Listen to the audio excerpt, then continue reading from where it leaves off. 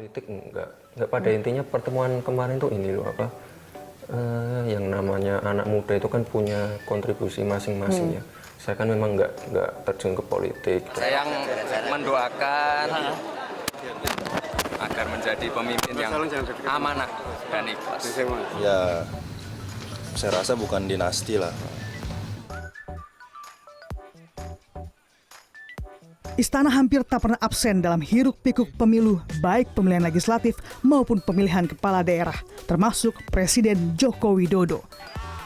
Di semester akhir 2019, putra sulung dan menantu Jokowi menyatakan ikut dalam kontestasi pilkada.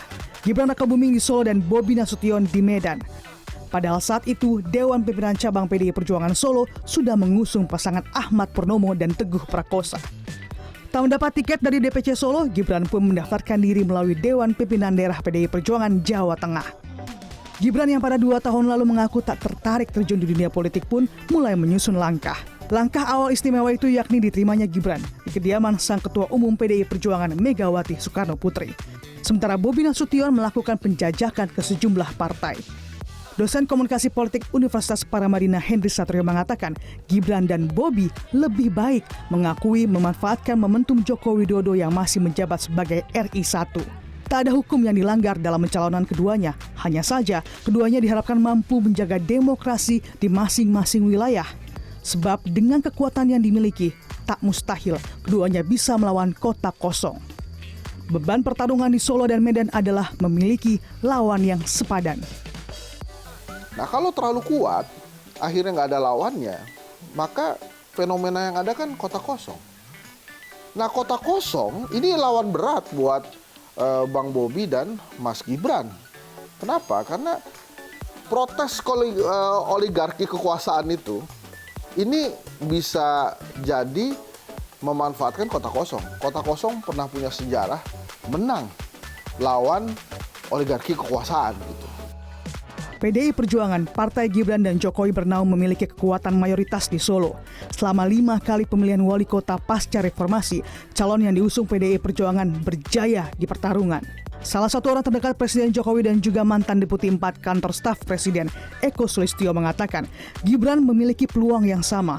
Peluang ini dipengaruhi nostalgia kepemimpinan sang ayah saat menjabat wali kota Solo. Menurut Eko, tak bisa dipungkiri, Gibran berada di lingkungan keluarga yang berpolitik, sehingga berhasil mempengaruhi berubahnya haluan dari dunia bisnis ke mimbar politik. Lebih pada sebetulnya apa yang sudah pernah dilakukan oleh Pak Jokowi di kota Solo, itu yang masih membekas. Ya. Ada kewajaran bahwa orang yang mungkin tadinya belum melihat politik itu sebagai satu jalan perubahan, kemudian dia melihat itu. Nah itu kewajaran itu berlaku juga apalagi dia di lingkungan keluarga politik.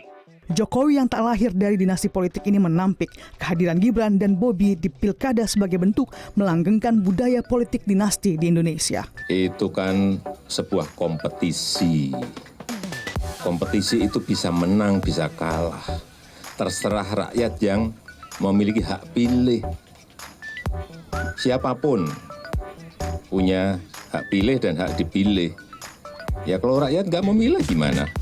Ini kompetisi, bukan penunjukan, beda.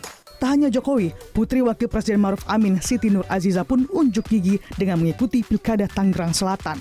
Dari sisi regulasi, larangan politik dinasti sempat tertuang dalam Undang-Undang Nomor 8 Tahun 2015 tentang Pilkada. Namun pada tahun yang sama, undang-undang tersebut diuji materi ke Mahkamah Konstitusi dan dibatalkan secara hukum dengan alasan berpotensi menghilangkan hak konstitusional warga negara untuk berpolitik. Nesya Megawati, Devi Fitriani, Jakarta.